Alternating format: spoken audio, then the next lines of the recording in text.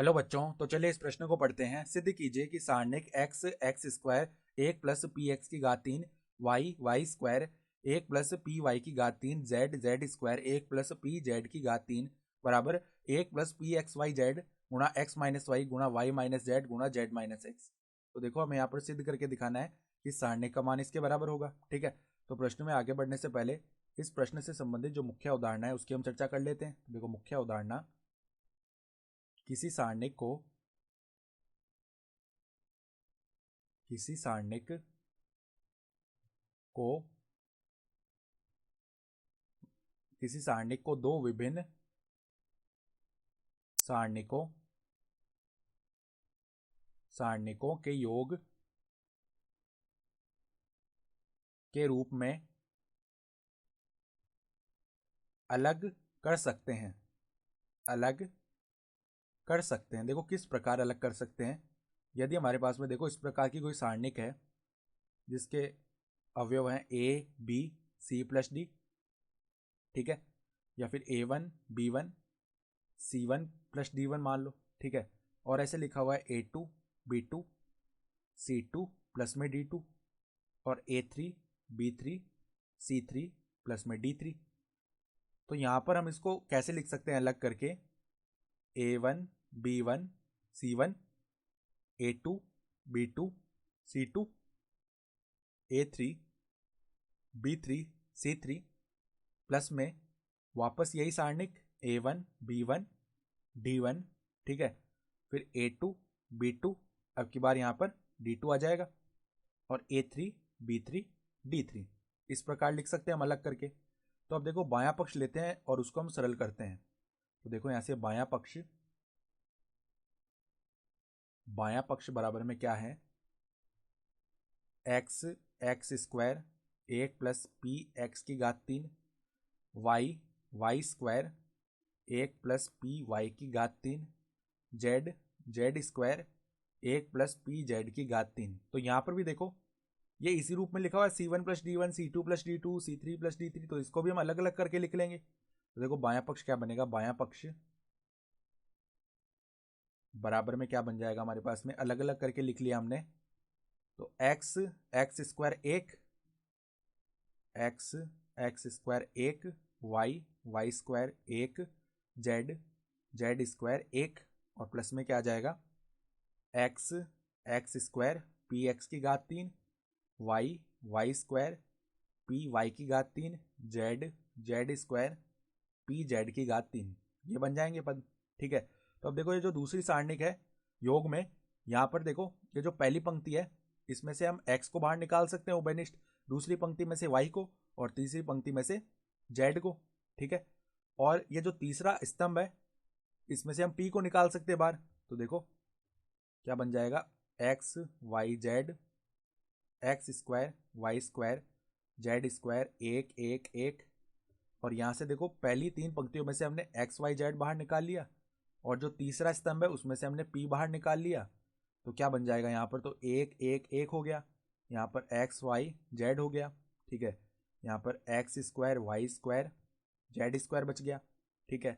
तो अब देखो हम जानते हैं कि यदि हम किसी भी सारणिक की दो पंक्तियों को आपस में हम एक दूसरे में बदलते हैं, ठीक है, आपस में, यानी पहली पंक्ति को दूसरी पंक्ति के स्थान पर लेके आ गए और दूसरी पंक्ति को पहली पंक्ति के स्थान पर लेके आ गए, या फिर कोई भी दो स्तंभों को आपस में हम बदलते हैं, तो उस सारणिक का जो मान है उसमें एक माइनस से गुणा हो जाता है, ठीक है। तो अब देखो मैं क्या कर रहा हूं, यहाँ पर हम क्या करते हैं, जो दूसरी सारणिक है, ठीक है, यहाँ पर ये जो एक्स वाई जेड लिखा हुआ है दूसरे स्तंभ में, इसको हम पहले स्तंभ में बदलते हैं।